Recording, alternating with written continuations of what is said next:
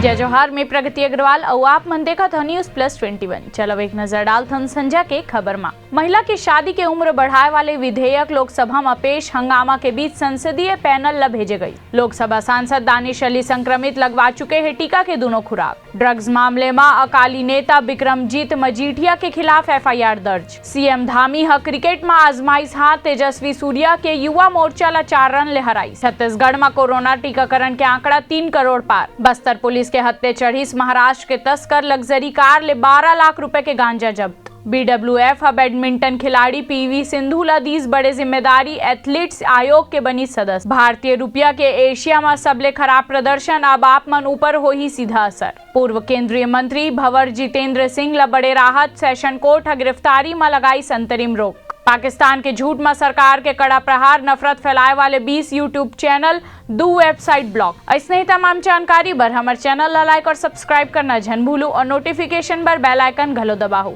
आप मन देखा तो News+21 आप मन के हक के बात।